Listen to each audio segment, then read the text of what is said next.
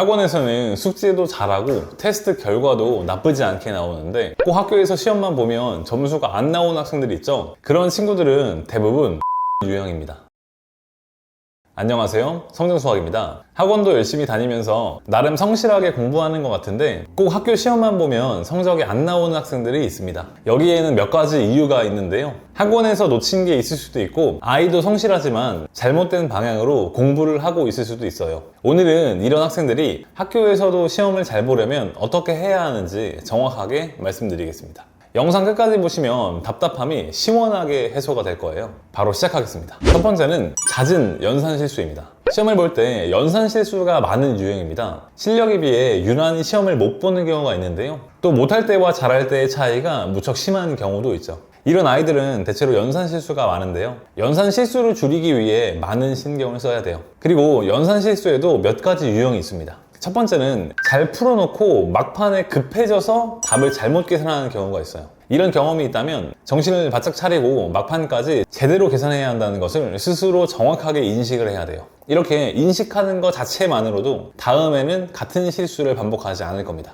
이건 그냥 실수한 거네, 이런 식으로 하고 그냥 넘어가면 절대 안 돼요. 앞으로 이런 일은 또 있을 수 있다는 생각을 반드시 정확하게 해야 합니다. 그리고 또 이런 상황이 벌어지게 되면 나는 진짜 심각하구나 라고 생각을 하고 정확하게 문제를 계속 체크해 나가야 돼요. 두 번째 유형은 원래 실수가 많은 경우예요. 이런 경우에는 사실 실수라고 보긴 어렵죠. 연산을 정확하게 하는 능력 자체가 떨어진다는 건데요. 그렇다면 평소 연습할 때도 연산의 정확도를 높이기 위해서 많은 훈련이 필요합니다. 제대로 안 되면서 귀찮다고 암산하면서 대충 넘어가려고 하지 말고 연습할 때에도 실제 실전이라는 생각으로 수학 공부할 때마다 얼마나 실수를 하고 있는지 확인을 해보고 실수가 많은 부분에 대해서 점검을 하고 다음 날에는 이런 실수를 조금이라도 더 줄이기 위해서 생각하고 되새겨야 합니다. 그 외에도 다양한 이유의 연산 실수들이 있지만 이 정도로 생각하시면 좋을 것 같습니다. 둘째, 파트별 약점입니다. 파트별 약점이란 특정 영역에 대해서 이해가 부족한 것을 말하는데요. 수학 자체를 전반적으로 못하는 것이 아니라 특정 영역에 대한 이해도가 부족할 수 있습니다. 예를 들어 도형이나 경우의 수 같은 경우에는 선행이나 심화 과정에서 깊이 있게 다루지 않는 경우가 많죠. 이런 경우는 충분한 훈련이 되어 있는 것도 아니고 많이 접해보지 않아서 어려울 수 있어요. 특히 도형을 어려워하는 학생의 경우 보조선을 그어야지만 문제가 풀리는 문제들은 거의 다 틀립니다. 이런 경우의 학생들은 자신이 어디서 어려움을 느끼는지 정확하게 파악을 하고 이에 대한 학습을 더욱 철저히 해서 충분히 시간을 두고 이해하는 시간을 확보해야 합니다.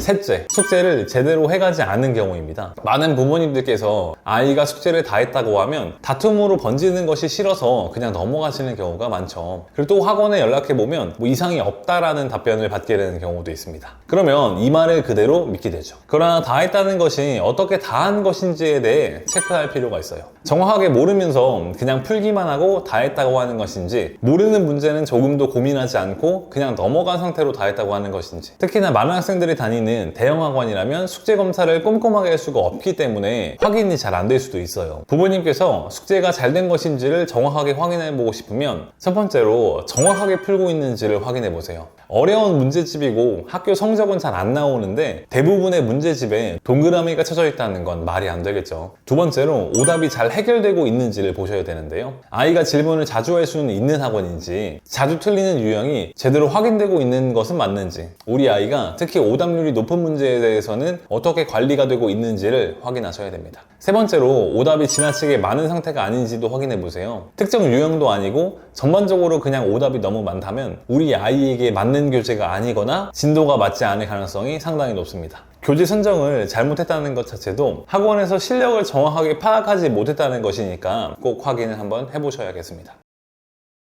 오늘은 학원도 열심히 다니는 것 같고 아이도 나름 성실하게 공부하는 것 같은데 꼭 학교 시험만 보면 성적이 잘 나오지 않는 학생들과 그 학원에 대한 이야기를 해보았습니다. 연산 실수나 파트별 약점과 같은 경우는 많은 훈련으로 반드시 잡을 수 있는 부분이니까 걱정하지 마시고요, 보완해 주시면 될 것 같습니다. 저는 다음에 좀 더 유익한 영상으로 찾아뵙겠습니다. 지금까지 성장수학이었습니다. 감사합니다.